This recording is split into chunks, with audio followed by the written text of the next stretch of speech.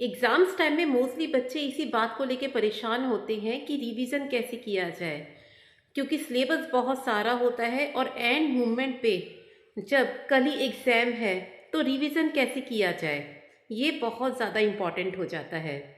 क्योंकि अगर रिवीजन नहीं किया या अच्छे से नहीं किया तो एग्ज़ाम्स में मार्क्स कम आने का पूरा डर बना रहता है।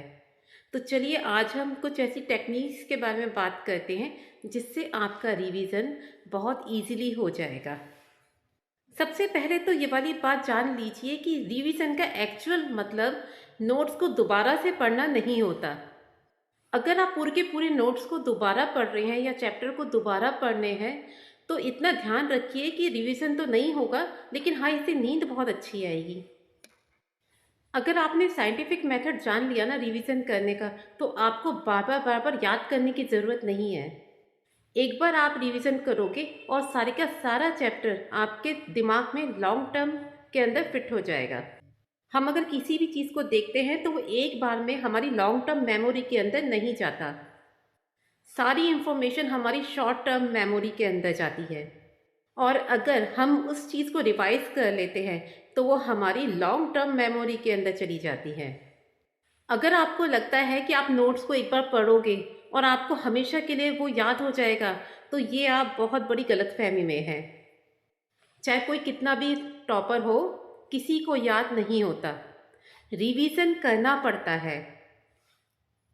बट ये रिवीजन करना, अब आप कहोगे कि इतना आसान नहीं है, क्योंकि 3 मेंस प्रॉब्लम आती हैं रिवीजन करने के टाइम पे। फर्स्ट प्रॉब्लम, रिवीजन का टाइम ही नहीं है। क्यों? क्योंकि रिवीजन का टाइम कहाँ से लाए, क्योंकि हमारा तो कोर्स ही कंप्लीट नहीं हो रहा। रिवीजन के बाद तो छोड़ो, हम तो यहाँ क्वेश्चन भी सॉल्व नहीं करने पा रहे, तो रिवीजन कब करेंगे। सेकंड चीज़, रिवीजन करते ही नींद आती है। रिवीजन हमें बहुत ज़्यादा बोरिंग लगता है। ये मोस्टली स्टूडेंट्स की प्रॉब्लम है। जैसे ही रिवीजन करने के लिए बैठते हैं, बहुत ज़्यादा नींद आने लग जाती है और वो नींद भी बहुत गहरी आती है। थर्ड प्रॉब्लम, रिवीजन का मतलब क्या है। रिवीजन का मतलब क्या है, रिवीजन कैसे होता है। रिवीजन नोट से पढ़े, लेक्चर से पढ़े, या फिर होमवर्क कॉपीज से पढ़े, कैसे पढ़े, रिवीजन कैसे करें। अब रिवीजन करना तो है, लेकिन इतने कम समय के अंदर रिवीजन किया कैसे जाए। डोंट वरी, आज की इस वीडियो के अंदर मैं आपकी ये तीनों की तीनों प्रॉब्लम सॉल्व कर दूंगी। आज की वीडियो के अंदर इन प्रॉब्लम्स का सॉल्यूशन तो मिल जाएगा, पर आपका ये जो क्वेश्चन है ना कि रिवीजन का टाइम नहीं है, एग्ज़ाम सर पे है, रिवीजन कैसे करेंगे। मैं कह रही हूँ कि रिवीजन का टाइम नहीं है, कोई बात नहीं। क्यों? क्योंकि रिवीजन का टाइम निकालने की ज़रूरत ही नहीं है। जैसे कि जब आप रिवीजन करते हो तो आप क्या करते हो, आपके पास में भी ये 2 ऑप्शंस होते हैं। या तो आप रोज़ 10 मिनट्स रिवीजन करो, या महीने के अंदर केवल 2-3 दिन ही रिवीजन करो, पर आपको उस टाइम पे बहुत ज़्यादा करना पड़ेगा। उसका ये भी ध्यान रखिए कि उसको आपको टाइम नहीं मिलेगा। लेकिन हम पढ़ाई के मामले में यही बेवकूफ़ी करते हैं कि हम लोग कहते हैं कि हर रोज़ रिवीजन कौन करेगा। तो आप अक्सर ही वो जो 4-5 घंटे पढ़ने का है न, वो ही आप चूज़ करते हो। जैसे हमारी बॉडी को एक्सरसाइज की डेली की ज़रूरत होती है, वैसे इतना ध्यान रखिए कि स्टडीज़ के अंदर भी हमें रोज़ थोड़ा थोड़ा रिवीजन की ज़रूरत पड़ती है। हम यही गलती करते हैं कि हम ये सोचते हैं कि एग्ज़ाम से एक दिन पहले हम खूब खूब सारा पढ़ेंगे और हमारा रिवीजन हो जाएगा। और यकीन मानिए, ये ऑप्शन बिल्कुल बेकार ऑप्शन है। लिसन मी केयरफुली, रिवीजन का टाइम निकालना बंद करो। रिवीजन की बेस्ट टेक्निक होती है 10 minutes revision daily. 10 minutes rule. ये रूल क्या कहता है? ये 10 मिनट्स रूल कहता है कि रिवीजन के लिए समय मत निकालो। हर रोज़ जैसे ही आपके लेक्चर्स ख़त्म होते हैं, उस दिन जो भी क्लास के अंदर पढ़ाया गया है, जैसे कि साइंस, एसएसटी, मैथ्स, इन सब्जेक्ट्स की आज क्लासेस हुई। इन क्लासेस के अंदर, इन पीरियड्स के अंदर आपको थोड़ा थोड़ा थोड़ा पढ़ाया गया है। जैसे ही आप घर आते हो, घर आते ही 10 मिनट्स के अंदर अंदर आज जो भी क्लास के अंदर पढ़ाया गया था, 10 मिनट्स के अंदर अंदर उसे जल्दी से रिवाइज कर लो, या कुछ और मत आके करो, उन्हें सबको एक बार देख लो। जो भी मैम ने आज क्वेश्चन आंसर्स लिखवाए हैं या फिर कुछ भी सब्जेक्ट का पढ़ाया है, तो उसको जल्दी से 10 मिनट्स के अंदर आप देख लो। अब ये मत कहना कि 10 मिनट्स का टाइम भी आपको नहीं मिलेगा। 10 मिनट्स का टाइम तो आपको हर हालत में निकालना ही निकालना पड़ेगा, क्योंकि 10 मिनट्स तो आप यूं ही कहीं पे भी वेस्ट कर देते हो, ये सबको पता है। अगर आप रोज़ ऐसे 10 मिनट्स का टाइम निकालेंगे तो आपको ज़िंदगी में कभी भी रिवीजन करने की ज़रूरत ही नहीं पड़ेगी। अब क्वेश्चन ये आता है कि ये 10 मिनट्स का रिवीजन किया कैसे जाए, क्योंकि ये बहुत ज़्यादा शॉर्ट टर्म रिवीजन होता है, इसलिए इसका आना बहुत ज़रूरी है। कोई बात नहीं, हम बता देते हैं कि शॉर्ट टर्म रिवीजन करते कैसे हैं।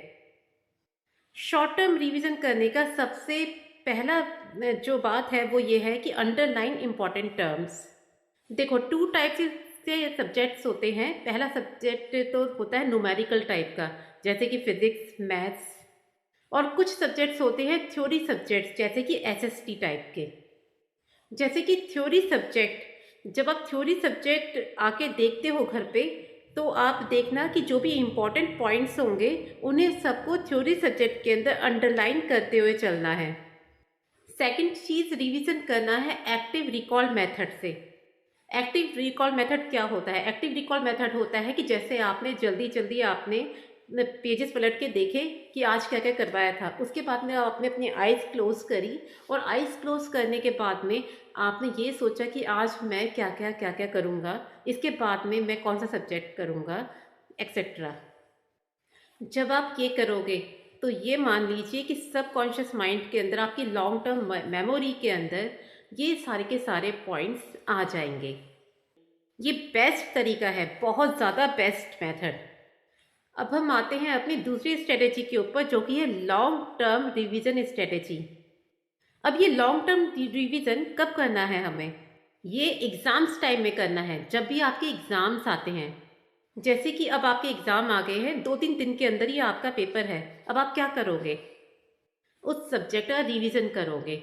तो उस रिवीजन को हम कहते हैं लॉन्ग टर्म रिवीजन। ये कब करना होता है? या तो आपका कोई टेस्ट है या फिर आपका कोई एग्ज़ाम है, उस एंड मोमेंट का जो रिवीजन होता है वो है ये रिवीजन।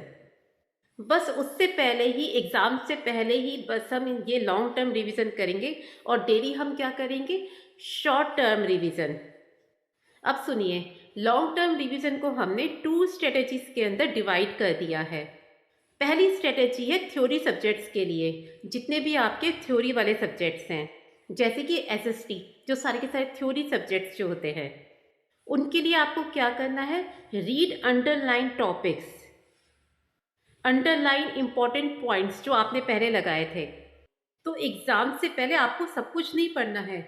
सब कुछ पढ़ोगे तो सब कुछ ही दिमाग में से निकल भी जाएगा। केवल वो जो अंडरलाइन पॉइंट्स हैं जो आपने डेली में लगाए थे लेक्चरों के बाद में, केवल उनको ही बस आपको पढ़ना है।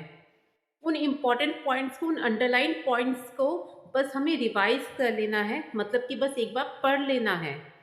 उसके बाद में हमें क्या करना है? उसके बाद में हमें सैम्पल पेपर्स और जो लास्ट ईयर क्वेश्चन पेपर्स हैं उनका रिवीजन करना है, मतलब उनको सॉल्व करना है। सैम्पल पेपर्स और लास्ट ईयर के क्वेश्चन पेपर्स बहुत इंपॉर्टेंट होते हैं। चाहे आप कोई भी कंपटीशन एग्जाम्स दे रहे हो, या स्कूल टाइम के एग्जाम्स दे रहे हो, या कॉलेज के, प्रीवियस ईयर्स के जो क्वेश्चन पेपर जो होता है उससे आपका रिवीजन बहुत बेस्ट ढंग से होता है। प्रीवियस ईयर्स से अच्छा रिवीजन करने का मेथड कोई और हो ही नहीं सकता। करना क्या है? पहली चीज़ इंपॉर्टेंट पॉइंट्स देखने हैं। दूसरी चीज़ प्रीवियस ईयर्स के क्वेश्चन पेपर्स या सैम्पल पेपर्स देखने हैं। ठीक है, ये हो गया थ्योरी वाले सब्जेक्ट का। अब हम बात करेंगे न्यूमेरिकल वाले सब्जेक्ट्स के। न्यूमेरिकल सब्जेक्ट्स कौन से? जैसे कि मैथमेटिक्स, फिजिक्स। अब देखो, इनका जो रिवीजन है न्यूमेरिकल सब्जेक्ट्स का, वो बहुत ही डिफरेंट तरीके से होता है। चलिए, टॉपर्स कैसे पढ़ते हैं हम लोग उसे देखते हैं। नॉर्मल बच्चा तो नॉर्मल ही पढ़ेगा। टॉपर्स का पढ़ने का ये तरीका होता है कि वो पहले क्या करते हैं? वो पहले ना क्वेश्चन प्रैक्टिस करते हैं। जैसे इमेजिन करो, मैथ्स का एक चैप्टर है, तो आप क्या करोगे? आप सबसे पहले क्वेश्चन प्रैक्टिस करोगे, क्वेश्चंस को सॉल्व करना शुरू करोगे। जब आप सॉल्यूशंस करना शुरू करोगे तो आपको पता चलेगा कि बहुत सारे ऐसे क्वेश्चंस हैं जो आप नहीं सॉल्व करने पा रहे। तो जो क्वेश्चंस आप सॉल्व नहीं करने पा रहे हो, तो उनके लिए आपको क्या करना है, उनके लिए आपको वापस से पढ़ना है, जैसे कि वो नोट्स पढ़ने हैं जो करवाए थे कोचिंग के अंदर या स्कूल के अंदर। तो समझे, न्यूमेरिकल सब्जेक्ट्स के लिए क्या करना है, सबसे पहले क्वेश्चन प्रैक्टिस करें। क्वेश्चन प्रैक्टिस से आपके सामने वो क्वेश्चंस निकल के आ जाएंगे जो आपको नहीं आ रहे या वीक सेशन है आपका, तो आप अपने वीक पोर्शन को दोबारा से वापस पढ़ लो। तो अब इससे क्या होगा, इससे हमारा बहुत सारा टाइम सेव होगा। देखो, हमें ना स्मार्ट स्टडी करनी पड़ती है। हमें वो नहीं करना नहीं होता कि हम 12-12, 14-14 घंटे तक लगातार पढ़ते ही रहें, कुछ समझ में नहीं आए तब भी पढ़ते ही रहें। अब का ज़माना स्मार्ट स्टडीज़ का ज़माना है, थोड़ा स्मार्ट आपको स्टूडेंट्स बनना ही पड़ेगा। अब बात करते हैं हम अपनी 3rd नंबर की टिप की और लास्ट टिप के बारे में। जो आपका क्वेश्चन था, क्वेश्चन क्या था कि रिवीजन बहुत ज़्यादा बोरिंग होता है। हाँ जी, रिवीजन बोरिंग होता है, पर इसके लिए टेंशन मत लो। इसका बहुत ही अच्छा सॉल्यूशन है जो होता है डेडलाइन। देखो, याद करो, वो एग्ज़ाम से एक दिन पहले की रात, एग्ज़ाम से पहले की एक दिन रात आप क्या सोचते हो कि आज तो मैं पूरी की पूरी रात पढ़ लूँगा या पढ़ लूँगी, यही सोचते हो ना? ऐसा क्यों सोचते हो? क्योंकि आपको उस समय बहुत ज़्यादा डर लग रहा होता है, नेक्स्ट डे के एग्ज़ाम्स के लिए आपको बहुत ज़्यादा डर आपके मन में चल रहा होता है। आपको डर रहता है कि भैया अगर आज पढ़ाई नहीं करी तो फेल हो जाएंगे या मार्क्स बहुत ज़्यादा कम आएंगे। तो देखो स्टूडेंट्स, ये जो डर है ये आपको रोज़ लाना पड़ेगा। कैसे लाओगे? डेडलाइन को बनाकर रोज़ ये डर अपने अंदर बैठाओ और रिवीजन करो। हर रोज़ आपको अपने आप को एक डेडलाइन देनी पड़ेगी कि मुझे आज ये चैप्टर फिनिश करना ही करना है। मुझे 1 घंटे के अंदर अंदर ये चैप्टर आज रिवाइज करना ही करना है। बिलीव मी स्टूडेंट्स, अगर आपने डेडलाइन बनाना शुरू करा ना तो सारी की सारी आपकी नींद खत्म हो जाएगी, देख लेना। और दूसरी क्या स्ट्रेटेजी है? दूसरी स्ट्रेटेजी है रफ नोटबुक स्ट्रेटेजी। होता क्या है? होता ये है कि रिवीजन बोरिंग होता है, ये बात सबके सब जानते हैं। पर रिवीजन बोरिंग क्यों होता है ये बात कोई नहीं जानता। पता है क्यों? बोरिंग ऐसे हो जाता है कि आप पढ़ते रहते हो, रिवाइज करते रहते हो, बुक ले लोगे और बस बेड पे लेटे रहोगे। बुक तो खोल रखी है लेकिन दिमाग कहीं और है और बस पढ़ रहे हैं, मतलब आवर्स तो बहुत सारे लगेंगे लेकिन समझ में कुछ नहीं आता, क्योंकि दिमाग के अंदर सुस्ती चल रही होती है या फिर बहुत ज़्यादा बोरियत चल रही होती है या आपका दिमाग कहीं और होता है, लेकिन हाँ बुक सामने खुली रहती है। इसे कहते हैं रिवीजन करने का सबसे ज़्यादा बेकार तरीका। रिवीजन कैसे किया जाता है? एक नोटबुक लो, अपने पास उसे रखो, इसे कहते हैं रफ नोटबुक। और जो भी आप अपनी बुक से पढ़ रहे हो, ये रफ नोटबुक में रैंडमली उसे लिखते रहो, लिखते रहो, लिखते रहो, लिखते रहो। इससे क्या होगा? इससे आपका हाथ चलता रहेगा और जब हाथ चलेगा तो पता है क्या होगा? आपको नींद नहीं आएगी। कभी होमवर्क करते हुए आपको नींद आई है? राइटिंग करते हुए कभी आपको नींद आई है? नहीं आएगी। ऐसे ही रिवीजन करो, आपका हाथ चलता रहेगा, आपको नींद बिल्कुल नहीं आएगी। हाथ चलने से आपका ब्लड का जो सर्कुलेशन है वो पूरी की पूरी बॉडी के अंदर चलता रहेगा और और आपको नींद आ ही नहीं सकती, क्योंकि ये साइंटिफिक मेथड है लर्निंग का। ये मेथड बहुत सारे टॉपर्स के ऊपर ट्राई किया हुआ है। इस मेथड से, ये जो सारे के सारे मैंने मेथड्स बताए हैं, इनसे आपको स्टूडेंट्स पढ़ाई के अंदर बहुत ज़्यादा हेल्प मिलेगी। अब देखो स्टूडेंट, लास्ट बात बस मैं यही कहना चाहूँगी कि देखो, तुम्हें लगता है कि तुम्हारे पास में समय कम है, डर लग रहा है कि कल ही एग्ज़ाम है या बहुत ज़्यादा पास एग्ज़ाम आ गए हैं और सिलेबस ही कंप्लीट नहीं हुआ है और ना जाने कौन कौन सी बहुत सारी प्रॉब्लम्स हैं तुम्हारे साथ। पर एक चीज़ है तब भी, पर स्टूडेंट्स बहुत सारे आपके पास में एग्जाम्पल्स भी आपको देखने को मिल जाएंगे कि बहुत सारे ऐसे स्टूडेंट्स ने जो कि पहले कुछ नहीं करने नहीं पाए और एक एक महीने के अंदर उन्होंने बड़े बड़े कंपटीशन एग्ज़ाम्स भी पढ़ के क्रैक करे हैं, केवल 1 मंथ स्ट्रेटेजी के अंदर। चाहे वो कॉम्पिटिटिव एग्ज़ाम्स कोई भी हों या फिर आपके स्कूल के एग्ज़ाम्स क्यों ना हो, अब तक नहीं पढ़ा कोई बात नहीं, 1 मंथ स्ट्रेटेजी लगा के इसे कर लो, जो जो पॉइंट्स आज मैंने बताए। Thank you and please subscribe my channel.